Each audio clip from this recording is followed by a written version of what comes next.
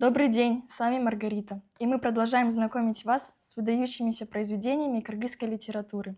Прошлая лекция была посвящена поэтам времен Великой Отечественной войны, и сегодня мы бы хотели рассказать об одном из них поподробнее.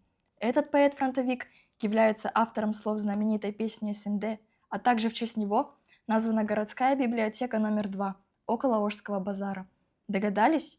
Речь сегодня пойдет об уроженце села Аксайтонского района Иссык-Кульской области Джусупе Турузбекове. Кстати, знаменитая СНД написана в честь села Коксай и его окрестной местности, где наш знаменитый поэт в детстве пребывал. Музыку на стихи написал кыргызский комузчу из Таласа Атай Аганбаев. Кто же такой Джусуп Турузбеков? Родился он 24 декабря 1910 года, а умер в апреле 1944. Во время восстания 1916 года в 6-летнем возрасте с отцом и матерью пробирался в Китай до Кашгара и вернулся, а родители не выдержали сурового перехода и по возвращении в родные места покинули мир. В возрасте 10 лет был отправлен в школу-интернат в Тюпе. Был отчислен из интерната за фельетон, в котором высмеял барские замашки руководителей учебного заведения. Был участником литературного кружка «Кызыл-Учкун», куда входили Базаркул Данияров, Садык Карачев, Касым Тыныстанов, Мукай Алибаев, Касымалы Джантошев, Ташим Байжиев и другие. Учился в Твери с 1928 по 1931 года. Считал, что важно получить образование.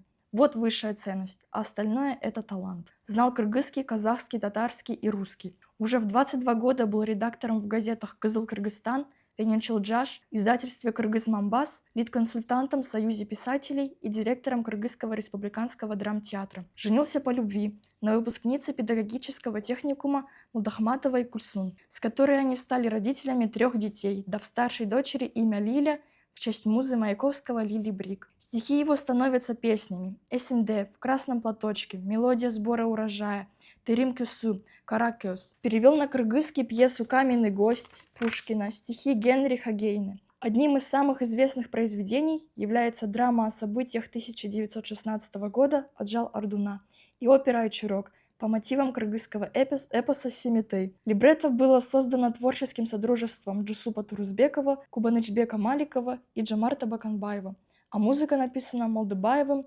Власовым и Ферре. Джусуп был уже известным писателем, когда в возрасте 31 года в 1941 году его мобилизовали на фронт Великой Отечественной войны. Он мог бы воспользоваться бронью как творческий работник, но не стал этого делать и погиб в боях в 1944 году. О времени, которое Джусуп провел на фронте, говорится в повести Самансура Баликбаева «Джусуп». О ней мы вам сегодня и расскажем. Но давайте сначала познакомимся с автором. Самансур Абикеевич Баликбаев родился 25 августа 1914 года, а умер 6 апреля 1984 года. Родился в семье крестьянина-бедняка, окончил педтехникум во Фрунзе, учился на филологическом факультете КГУ. Работал корреспондентом газеты «Ленинчилджаш», «Кызыл-Кыргызстан», замредактором «Кыргызстан Пионери», редактором-переводчиком «Кыргыз кинопроката». Участник Великой Отечественной войны. Был ранен на фронте, награжден медалями за отвагу, за победу над Германией в Великой Отечественной войне 1941-1945 года, за победу над Японией. Перевел на кыргызский язык «Отверженные Гюго», «Дон Кихот» Сервантеса, сказки Джани Радари, а также произведения Гашека, Фучика, Гайдара и других. Писал в жанре сатиры. Самое крупное произведение на русском языке – это роман-трилогия «Жизнь на волоске». Заслуженный работник культуры Кыргызской ССР. Джусуп Турузбеков когда-то написал такие строки: «Пусть кто останется жив, расскажет землякам, друзьям и родным, что мы совершили все, что могли. Они идеально подходят к нашему произведению». И так шел май 1942 года. Героев только что привезли в казарму пехотного училища. Герои это Джаманкул, 24-летний, худощавый, с выразительным и подвижным лицом, рыжеватый парень Самак и круглолицый толстяк среднего роста, 32-летний поэт, чьи песни знала вся страна, Джусуп Турузбеков. Парни начинают разговор о положении в стране, наступлении немцев и благодати Ленинграда. Джаманкул спрашивает Самака, какие произведения Турузбекова он знает. На что Самак отвечает, что знает такое представление, как «Аджал Ардуна». Джаманкул его поправляет, говорит, что это никакое не представление, а первая в истории кыргызов музыкальная драма. А также Джаманкул спрашивает Самака, слышал ли он об опере «Айчурек», на что Самак отвечает, что в Аиле опер нет, а в городе он бывал редко. Джаманкул говорит, что причина уважительная, но все-таки творчество этого человека нужно знать, Агай. Дальше Джасуп говорит, что нужно ложиться спать, так как ему не нравится то, что его хвалят. Все ложатся, но заснуть не могут. Каждый думает о том, что его, может быть, завтра убьют. Джаманкул думает, что же он успел сделать за эти годы. Учился, немножко учил других, написал несколько очерков и перевел кое-что на родной язык. Мало совсем, но, может быть, его не убьют, и он вернется домой героем. Самак просит Джаманкула перестать вертеться, на что Джусуп говорит, что парень недавно женился, скучает по молодой жене, надо понимать. Наступает утро, товарищи будет команда подъем, все быстро встают и собираются, только упитанный Самак возится. Джаманкул шутит над ним. Роту разбивает на взводы. Товарищам достался рыжий сухопарый лейтенант с резким неприятным голосом. Он был требовательным, но не строгим. Учил новобранцев ходить в строю, ползти по-пластунски, колоть штыками чучела и рыть окопы. Последнее у Джусупа получалось хуже всего. Его руки, привыкшие больше к перу и бумаге, с трудом справлялись с винтовкой и лопатой. Однако он был упорен и настойчив. Ведь с его стихами ехал на фронт не один кыргыз. Не мог же он, Джусуп Турузбеков, допустить, чтобы к нему относились снисходительно или насмехались. Пот заливал ему глаза. Руки с лопнувшими волдырями ныли от непривычных усилий, а он все копал. Копал до тех пор, пока скупой на похвалу лейтенант не сказал: «Хорошо, курсант Турузбеков». Лейтенант даже не подозревал, что среди его новобранцев есть известный поэт. Не подозревал до тех пор, пока не пришло распоряжение отпустить Турузбекова в театр на постановку «Айчурек». Лейтенант Еловой был польщен таким раскладом событий и, конечно же, отпустил. Далее рассказывается история, приключившаяся во взводе. Под командованием лейтенанта Елового находился маленький, невзрачный и довольно ленивый курсант Батажок. Особенно отличался Батажок жадностью к пище. Хотя и курсантов кормили хорошо, Батажок всегда доедал то, что оставалось у других, из-за чего над ним частенько подшучивали. Однажды за обедом к Джаманкулу подходит бывший студент мединститута Азиз. Он предложил Джаманкулу разыграть обжору. Джусупу эта идея сразу же не понравилась, но повлиять на парней он не смог. Вечером они подсыпали Баташку в еду английской соли, из-за чего бедолага весь вечер провел в туалете. На следующий день Джаманкул не встречал Джусупа, но к вечеру заметил, как тот отчитывает Азиза. Он подходит к Джусупу, и Джусуп говорит ему о том, что Баташка перевели в часть из осажденного Ленинграда. Он ел так много, потому что пережил ужас голода. И он говорит своему товарищу, то, что он понимает, что Джаманкул еще очень молод, но он не имеет права себя так вести, так как он писатель и журналист. Он не может ходить по поверхности, не заглядывая внутрь. На Джаманкула очень сильно повлияли эти слова. И весь вечер он думал о своем поступке, о себе и Джусупе. Ночью он не мог уснуть. Он думал о том, что Джусуп прав. Писателю непростительно ходить лишь по поверхности, не заглядывая вглубь. За смешным часто кроется трагедия. Нужно только уметь это разглядеть. И Джусуп это умеет. Ночь, солдаты спят. Как вдруг раздается звук учебной тревоги. Они быстро встают и одеваются. Выбегают, строятся и берут пулеметы. Раздается команда «Батальон, шагом марш!» Они выбегают за город. Затем раздается новая команда «Бегом!». Джусуп бежит изо всех сил, но больное сердце дает о себе знать. Ничего, он еще крепок. Он вынесет любую трудность. Зато все написанное после этого станет таким же весомым, проверенное потом, полными тревог, бессонными ночами. Из последних сил добегает Джусуп до полигона для учебной стрельбы. Приказ стрелять одиночным выстрелом. Джусупу плохо. Его руки трясутся. Джаманкул замечает, что Джусупу плохо и беспокоится. Раздается приказ стрелять. Джусуп не попал. Лейтенант недоволен. Раздается повторный приказ стрелять по движущейся мишени. Опять мимо. Лейтенант недоволен, расстроенный сам Турузбеков. Но ведь не будешь же плакаться лейтенанту в жилетку и говорить о том, что подвело проклятое сердце. Война есть война. Их отправляли на фронт осенью 1942 года. Станция была набита народом. Пришли проститься даже те, кому некого было провожать. Джусуп прощается со своей молодой женой Гульсун. Джусуп молча посмотрел на свою Гульсун. Они никогда еще не расставались надолго. И Джусупу вдруг стало страшно, когда он подумал, что теперь не скоро увидит эти чистые глаза своей девочки-жены, не погладит роскошные косы, не поцелует эти привыкшие к труду руки. Не скоро, а может быть, никогда. Он отер со лба пот и еще крепче прижал к себе хрупкую фигурку жены. А она, видимо, угадав его мысли, заплакала еще сильнее, еще безутешнее. Джусуп проглотил подступивший к горлу комок и пробормотал: «Не надо, Гульсун, не плачь, и не думай обо мне ничего такого. Я ведь везучий». В это время в стороне стояла Айна, невеста Атабека. Он хотел жениться на ней, да не успел. Помешала война. И сейчас Айна приехала, чтобы проститься с любимым, но подойти боялась, так как стесняется старших, ведь по обычаю не положено, она не жена. Атабек тоже мечется, места себе не находит, и только через тетушку Майрам передал то, что хотел бы сказать лично. Но что такое слова, переданные от третьего? Раздается приказ по вагонам, и уже в вагоне Джусупу приходят на память стихи, написанные 11 лет назад. «Немало когда-то изведал я мук, кусок богачи вырывали из рук. Отчизна, дала ты мне хлеб и свободу, и все, что сегодня я вижу вокруг. Да, я у тебя в неоплатном долгу, но чем я с тобой расплатиться могу? Отчизна, возьми мое сердце, в котором я песни свои для тебя берегу». Кто-то положил на его плечо руку. Это был Джаманкул. Лицо безбашенного парня сейчас было мрачным и суровым. Зима. Солдаты идут по степи. Колючий ветер пронизывает до костей. Запасы воды уже давно закончились. Джусупу кажется, что он видит село. Командир говорит, что там наверняка можно пополнить запасы воды. Бойцы невольно ускоряют шаг. Джусупу кажется, что товарищей стало меньше.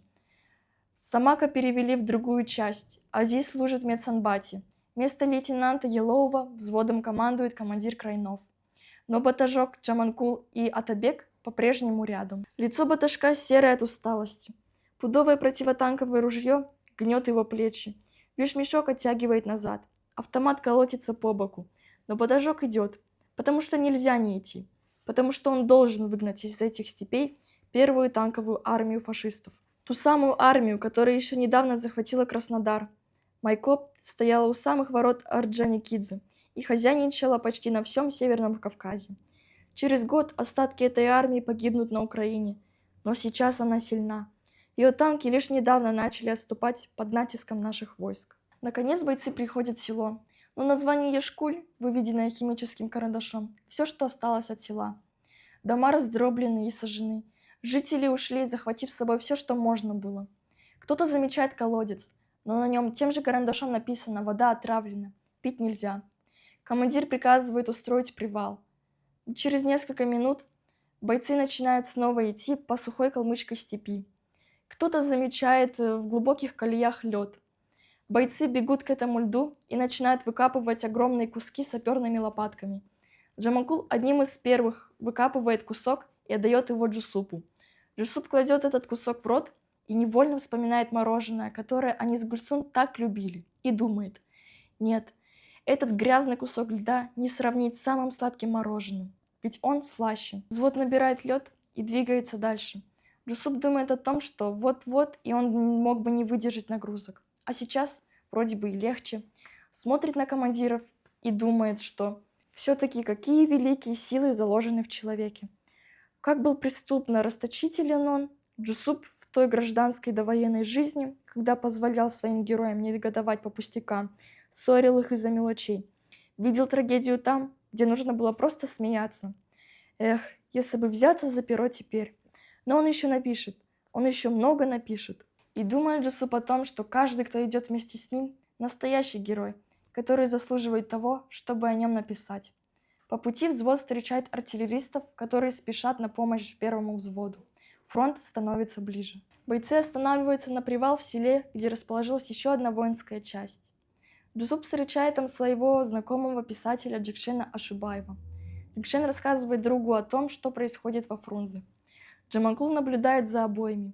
Он читал ранее поэму Ашубаева «Добрые друзья» и повесть «Глубокое течение». Хоть Джекшен и был молодым, но также казался Джаманкулу человеком, который прожил долгую жизнь.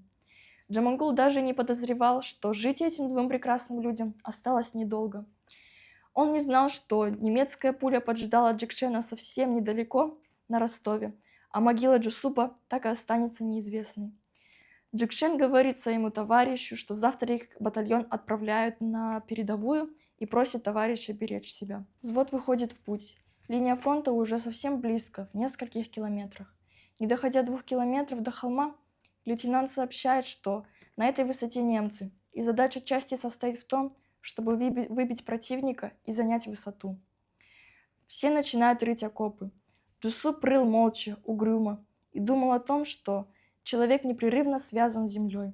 Земля кормит, одевает человека, в минуту опасности укрывает на своей широкой доброй груди. А когда он умирает, она принимает его в свое лоно. И кто знает, может быть, ему суждено умереть и снова пойти в эту землю? Начинается обстрел немцев. Немцы замечают взвод и начинают стрелять. Но Харченко говорит, что это цветочки. Вот начнется артобстрел, тогда и попляшем.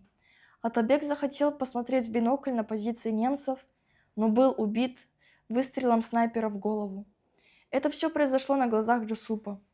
Он смотрит на тело уже умершего товарища и думает, почему убили именно Атабека, именно 19-летнего парня, который даже не успел еще и жизнь пожить. После того, как окопы были выкопаны, лейтенант сообщает о том, что в атаку идем завтра утром по сигналу и ракеты. Действовать нужно смело и решительно. Чем короче и яростнее будет атака, тем меньше будет жертв. Ночью Джусупу не спалось. Он думал о недавней смерти Атабека и о его завтрашней судьбе. Ему не спалось, и он решил написать письмо Гульсун. Даже после того, как он написал письмо, он все так же не смог уснуть. Не спалось и Джаманкулу. Наступает утро, Джусуп и Джаманкул просыпаются, и Джусуп дает Джаманкулу прочитать свое стихотворение «Утро». Разгорается утро, светлей и светлей, ветерком потянуло слугов и полей. Засучив рукава, вышла тетка моя, улыбнулась чему-то, корову дая. Вот шагает Дыхканин, с мотыгой в руке, на работу спешит богатырь Абаке. Отвернет он земной, залежавшийся пласт, и старицей земля за работу воздаст. По лицу его струйками пот побежит, но лицо Абаке ветерок освежит. Словно вытрет ему этот пот трудовой мать-земля материнской своей рукой. Недалеко слышны орудийные выстрелы. Джусупу почтальон приносит письмо от Гульсун. Харченко говорит, что это хорошая примета. Если письмо перед боем, значит ты будешь цел. Но Джусуп не успевает распечатать письмо, так как раздается приказ ракеты. Взвод начинает бежать. Джусуп и Джаманкул бежали рядом и видели, как гибли их товарищи, как редели их ряды. Однако взводу все же удается добежать и вступить в рукопашный бой с немцами. Враг повержен, а высота занята. В этот день враг понес большие потери. Батальон отправился в село, где жители прятались в подполье, и увидев солдат, они выбежали на улицы и начали их расспрашивать об их близких. Солдат селили в дома. Джусупу и Джаманкулу достался большой дом, потому что Джаманкул напомнил хозяйке ее сына Сережу, который тоже ушел воевать молодым. Друзья легли на печь и уснули, а вечером хозяйка разбудила их, подав настоящий царский ужин: молоко, каравай и настоящий борщ в тарелках. Друзья снова уснули, наутро они встали, хозяйка снова их накормила хорошим завтраком и дала с собой еды в дорогу.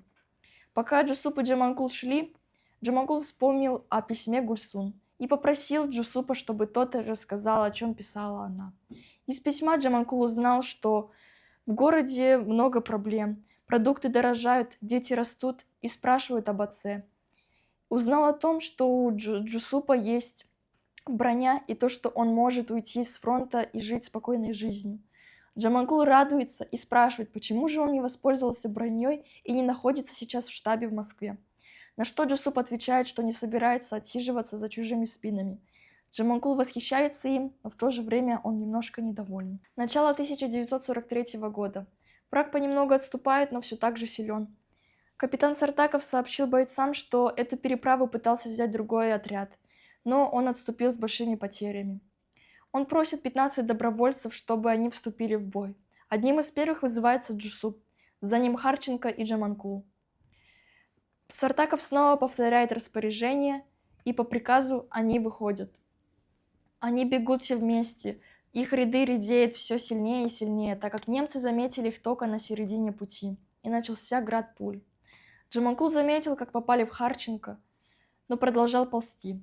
Он полз до бугорка, подумав, что это камень. Но это оказалось тело солдата, присыпанное снегом. И Джаманкул невольно подумал, что этот неведомый ему солдат все так же после смерти продолжает сражаться. Но вдруг он почувствовал острую боль и заметил, как Джусуп уходит в другую сторону. Затем он теряет сознание. Джусупу все-таки удалось захватить переправу и кинуть гранаты, обеспечив взятие. Вечером уставшие бойцы расположились во вражеских укреплениях. Санитарные машины грузили раненых. Джусуп замечает своего товарища Джаманкула и просит его не переставать писать и не бросать литературу. Затем мимо несут Крайнова, которому прострелили плечо. Сартаков желает Крайнову скорейшего выздоровления и просит на его место взять Джусупа. Крайнов согласен. 5 месяцев пролежал Джаманкул в госпитале, а когда инвалидом вернулся домой, ему сообщили, что Джусуп Турузбеков погиб. Произведение заканчивается тем, что спустя 30 лет уже седой Джаманкул ходит по комнате и вспоминает свое прошлое, своего товарища и его стихотворение «Отчизна». «Да, я у тебя в неоплатном долгу, но чем я с тобой расплатиться могу? Отчизна, возьми мое сердце, в котором я песни свои для тебя берегу». Вот такая история жизни Джусупа Турузбекова. Надеюсь, она вам понравилась. А в следующем видео вы узнаете про детскую литературу Кыргызстана. Всем спасибо, до свидания.